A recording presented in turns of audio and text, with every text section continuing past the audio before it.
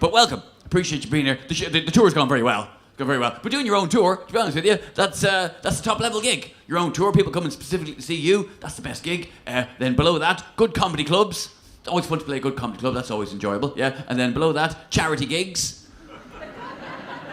Audiences can be a bit stiff, but you're not getting paid, so fuck them. Below that, shit comedy clubs. And then below that, corporate work. Yes. When I'm not touring, when I'm in my off-season, I'll whore myself out to the private sector. I'll do after-dinner speeches and awards shows. Yes, awards shows, because there's people out there who need to be handed a lump of perspex because they have the finest garage with a forecourt of less than 700 square metres, and I am the man to give them that very specific trinket. I'm the man to hand out such backhanded compliments as Best Medium-Sized House Builder 2014. True story. But although those gigs pay well, if I'm going to die, that's where it's going to happen. If I'm going to have a bad gig, it'll be one of those corporates. And the last time I died on stage was March of last year. I did a gig for a financial reporting company. Now, I don't know what this company does, apart from fail to see a crash coming, but the audience were just bankers. And I mean that in every way it can be interpreted. And when I say they were bankers, they weren't nice bankers, they weren't bank managers, they weren't mortgage providers or business advisors. No, these were the gambling end of the banking industry, the speculators. You know the people whose fault everything is. You know those people, You know the people you get a cheap round of applause for slagging off on Question Time, yeah? Well, they were the audience, okay? And it was their chance to show me that they were people, just like anybody else, and they could have a laugh, just like anybody else. And let me tell you, London, they fucking blew that gig, right? They had a shocking time. They fucking hated me. I'm serious. There was just this overall feeling in the room of, why is this long-haired pikey yelling at us? That was the pervading atmosphere. There was a table down the front from BNP Paribas. I'm assuming that's where they're from. They were talking to each other in French all the way through my act. There's a table up the back from Bank of America, table over to the side from HSBC. Although, if anyone asked, technically the table was in Switzerland. Maybe I should have done that one on the night. Maybe that one would have worked. Unlikely. Nothing else worked. Nothing worked. This is how bad the gig was. Even jokes about how bad the gig was going didn't work.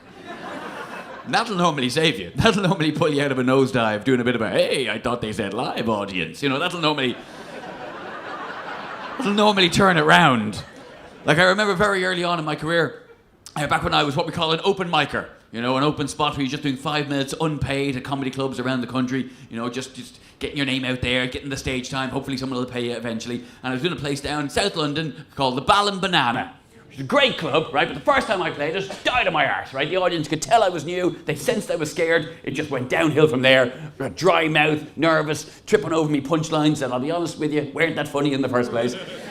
5 minutes, not one decent laugh. But at the end of that 5 minutes of death, I'm smoking a cigarette, and I said, well, they say every cigarette you smoke takes 5 minutes off your life. It's just a shame you don't get to choose which 5 minutes. And that got a round of applause. Seriously. It was almost worth dying for 5 minutes for the reaction that line got. I'm sure there were people in the audience that night thinking to themselves, did he just deliberately die for 5 minutes? Just to do that joke? Because if so, that is some brave avant-garde comedy we've just witnessed. Worked there. But no, these bankers, nothing would work. And at one point, this guy turned around to look at me, which on its own should give you some idea how shit the gig was. That I would describe an audience member with the phrase, at one point, he turned around to look at me. That's the level of arseology we're dealing with here. And he looked at me. The best way to describe it would be to say he looked at me like I stank of shit and he just caught a whiff. That was the expression on his face. It was just pure kind of, what is that? What are you and why? Just pure loathing on his face. And it got me. It hit me harder than any heckle. And I have to admit, I lost me cool. And I probably shouldn't have said it, but I said, dude, because bankers love being called dude by someone who looks like me. I said, dude, there's no need to look at me like that. I appreciate it's not going very well, but I'm just trying to make you laugh. And you're looking at me like I crashed the economy into the fucking dirt.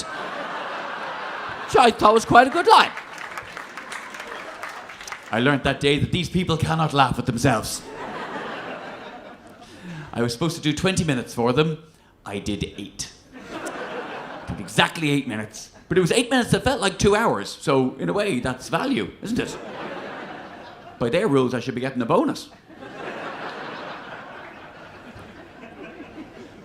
And at the end of that 8 minutes of just that 8 excruciating minutes, I thought the only way I can get off the stage with any kind of dignity or integrity intact is to have another little pop. So I said, well, folks, I'm going to go, because either I'm a terrible comedian or you're a terrible audience. I've been a comedian now for 22 years. How long have you been an audience? Well, I'm glad you like that one, because I walked off that stage to the sound of my own feet. Only, and I swear this is true, only to then have the guy who booked me go, fair enough, but you got to go back on and do the charity auction. Oh, you motherless fuck. Hello, I'm back. And do you know who the charity was? Because that was a long and not very profitable charity auction. And do you know who the charity was? I swear to God, as true as I'm standing here, the charity was Kids Company. There's no good bit of this story. There's no good bit. I don't know if you heard, we didn't make enough money to save that charity that night. I don't know if you heard. There's a little story I like to call Kids Company, My Part in Their Downfall. I hope you enjoyed it.